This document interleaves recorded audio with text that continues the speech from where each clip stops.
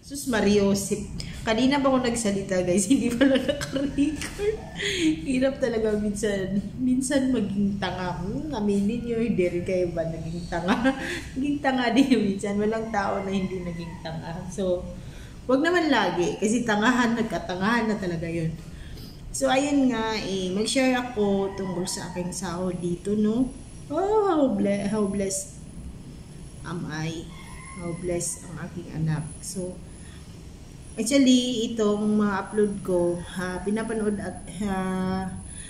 pinapanood na ito ng aking employer, ng aking amo. Kasi sinabi ko na sa kanya is magbablog ako.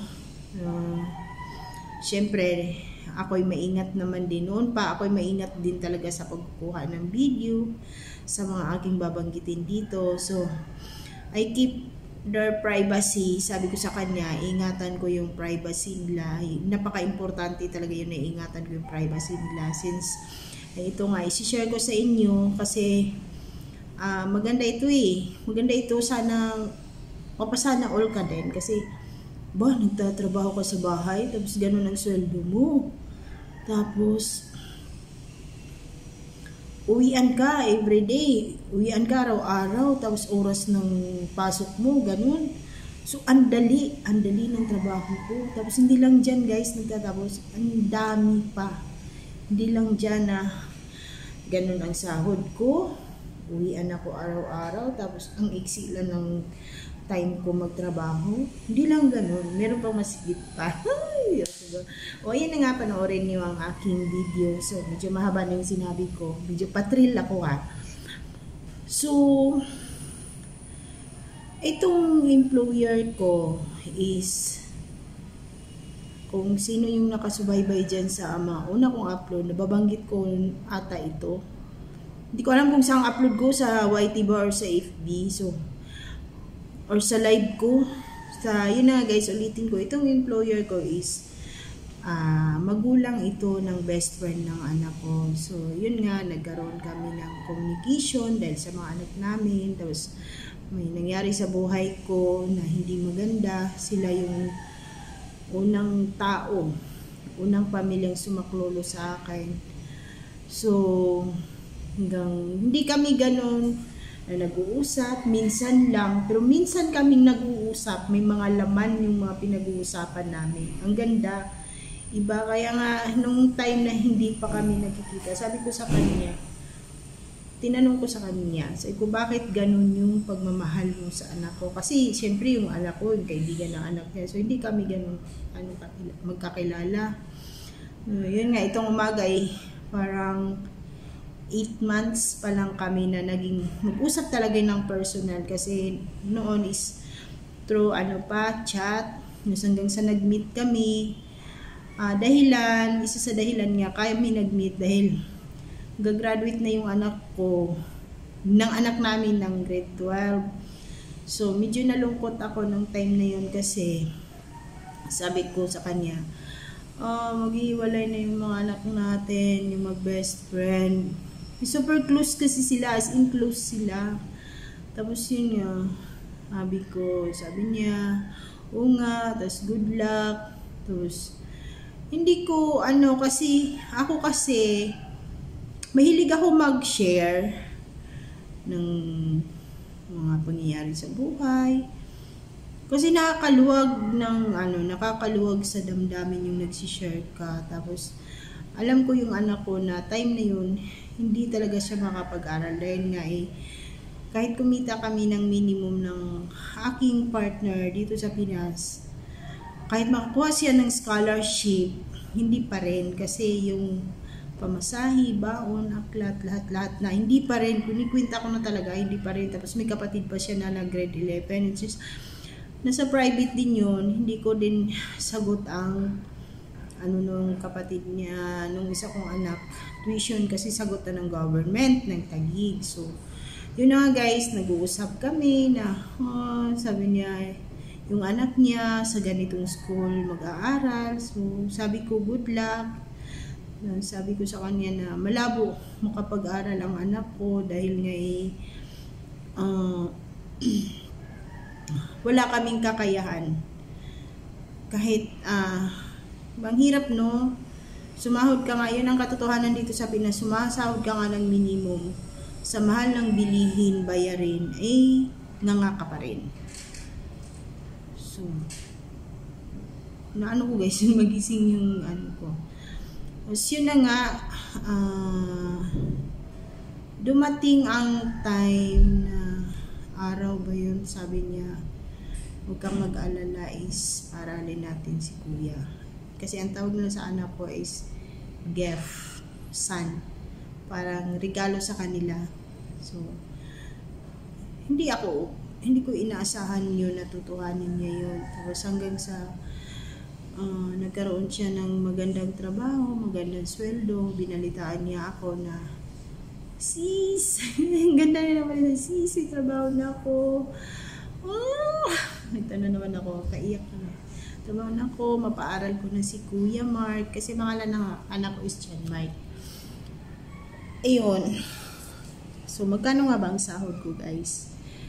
So, ang binigay niya sa akin is 1,000 per day. Hindi ko tinanggap ang 1,000 per day. Bakit? Kasi guys, siyang magpaaral ng anak ko. Alam niyo naman, pag dito sa Manila, kasi sa Manila, kaya nasasabi ko sa inyo, dito ako bandang tough, kasi dito sila nakatira sa isang condo. So, hindi ko tinanggap ang 1,000 kasi sobra-sobra. Diba, pride yung tawag nun. Hindi, kasi ayaw kong abusuhin. So, yun na nga, sabi ko sa kanya, bigyan mo na lang ako minimum at saka pamasahe. Okay na ako doon kasi libre naman kami sa pagkain. Dito na tumira ang anak ko, yung pinaaral nila, walang ginagawa, no? Wala siyang obligasyon na dapat gagawin. Mag-aral lang talaga siya. Tapos bakon, pagkain, kuryente, tubig, lahat na sagot nila para sa anak ko. Diba? Tapos, madalas nangyayari, nagpapadala siya sa akin ng pagkain, binibigyan ako ng pagkain, di ba? Hindi lang ako kumikita ng 1,000 per day dito. Kung tutusin, kasi napakaluwag ng aking trabaho. Saan pa ako? Kasi yun na, nag-apply ako ng call center. Tapos puyat yung ano ko doon. So, saan pa ako? Mag-iinarte pa ba ako? Diba? Halos lahat naman pinangarap yung magtrabaho ka ng decente ka tingnan, ayos ka tingnan, hindi ka lang nagkukuskus. Ako, inatras ko yung pag-call center kasi alam ko mas stress lang ako. Bawal sa akin yung masyadong nagpupuyat. So, yun na nga guys. No? So, humiling lang ako sa kanya ng minimum at saka pamasahe. So, binigyan niya ako ng minimum at saka pamasahe, bali 700 a day.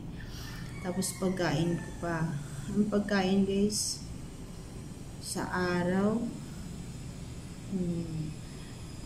tanghalian at merienda, nasa 100 din yun. Magkano yun?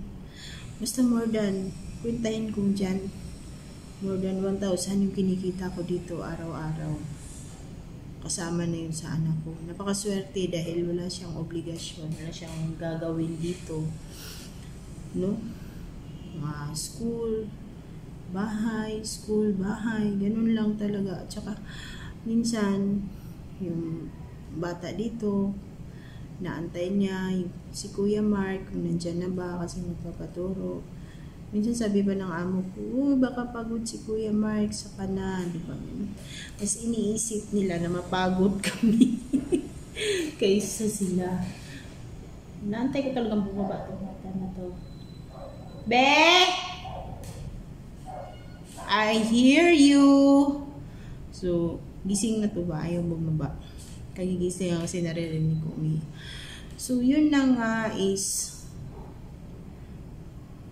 kasi before ito nangyari, marami na rin akong pinagdadaanan. Nagkaroon ako ng amo na grabe, higpit. Wait lang guys.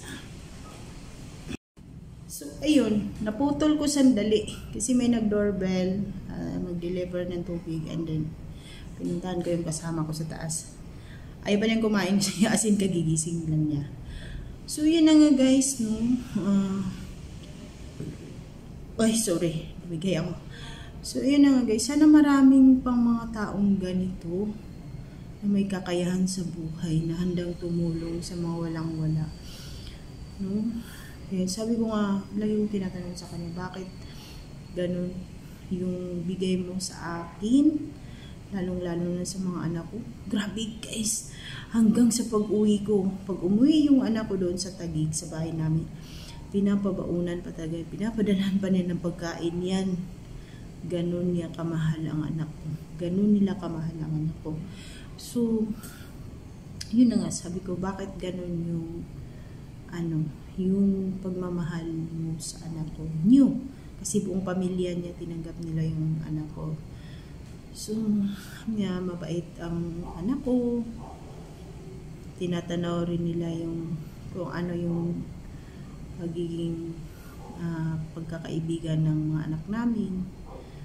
So, napaka-bless. Hoping and pray. Lagi yun. Lagi ko dinadasal sa Diyos na sana mas marami pang ganitong tao na makatulong o tutulong sa mga nangangailangan, lalo sa mga batang nangarap, no, na gustong-gustong mag-aral tapos walang kakayanin magulang. Sana maraming ganito, kasi ito, isa to sa word na tumatak sa akin. Sabi niya, itong amo ko, sabi niya sa akin na binigyan ako ng Diyos ng maraming biyaya, ng sobrang biyaya, dahil para makatulong ako sa iba. Diba? Hindi kasi taong materialistic na pamilya. Kung ano lang meron, kontento. Kung ano lang nandyan, kontento. Nakikita ko talaga, kasi araw-araw hindi sila mahilig sa mga kung ano yung uso, kung ano yung bago, bibili. Ang importante sa kanila is yung ano yung pangunahing pangailangan mo is nabibili. Basta lalong-lalo na yung mga bata, na makapagtapos yung mga bata. Inhale, exhale. Thank you, Lord. Thank you, Lord. Super, thank you, Lord. Sabihin na naman niya, manood siya dito guys. Yan naman niya, naiyak siya. Naging totoo lang talaga ako kung anong nangyari. So, pinagdadasal ko na marami pa tao na tulad nito, at bigyan sila ng Diyos ng malakas na pangangatawan. Napaka-importante yan, dahil hindi rin madali. Minsan, alam nyo guys, grabe isa to gigising siya ng maaga, pag-prepare niya yung mga bata ng almusal, kasi walang stay-in dito. Actually, pwede man ako mag-stay, pero mas pipiliin niya na uuwi ako araw-araw, kasi may isa pa akong anak sa Taguig, tapos yung asawa ko nandun din. So, mas gusto niya na umuwi ako. Kaya nagsasacrifice pa rin siya. Tutuusin sa mga ganyan, kayang magbayad ng gagalaw dito sa bahay. Kaya nilang magbayad, pero mas gusto niya yung gano'n na siya mag-prepare siya ng almusal sa mga bata. Kasama na yung anak ko, ha. Wala ako dito kasi. Basta sa amin yan, pagdating ng almusal at saka baon, prepare niya yun. Kasama pa rin yung anak ko. Kapabaon niya. Hindi niya yan makakalimutan ang anak ko. Lagi yan. Kaya mo tuwing uuwi ako, ni-imagine ko. Grabe. Galing talaga ng Diyos. Galing talaga ng Diyos. Gumagawa talaga ng paraan. Gumagawa talaga ng paraan. Yung iiyak mo lang lahat. Iiyak mo lang lahat sa Kanya. Yakapin mo ang Diyos. Gagawa talaga ng paraan. At meron siyang taong gawing instrumento. Diba? Believe yung galaw ng Diyos. Kaya nga sabi ko guys, Lahat tayo may pangarap. Gusto natin ito matupad, gusto natin ito mabili. Pero siguro, hindi nga binigay ng Diyos ito dahil mas mahigit pa na ibigay sa iyo. Diba? So, thank you Lord. So, yun na nga guys. So, dito na mag-end ang aking video dahil ako ay, ang tawag nito, dahil ako ay may pupuntahan. So, mag-video-video tayo doon. Ako may pupuntahan. Other, ano naman. Dito ako masaya. Isa din to masaya ako kasi alam mo yun, hindi ako nainip kasi naglalakad-lakad ako. Sipag ako maglakad. Ayoko magtigil dahil parang nanghihina ako. Tapos yung taba ko parang hindi natunaw. Nakaupo lang ako. So, ayan. Thank you for watching. So, shout out sa aking boss at sa aking boss noon na hinayaan ako, na binitawan ako kahit masakit para sa kanila na umalis ako sa kanila. Wala silang kabog-abog. Wala silang maraming tanong bakit binitawan ko sila, kung bakit tumayo ko sa kanila. Kasi na-share ko din sa kanila kung ano yung pangarap ko, pangarap ng anak ko. So, nakasupport yung amo ko yun, yung boss ko yun, napakabait din. So, shout out.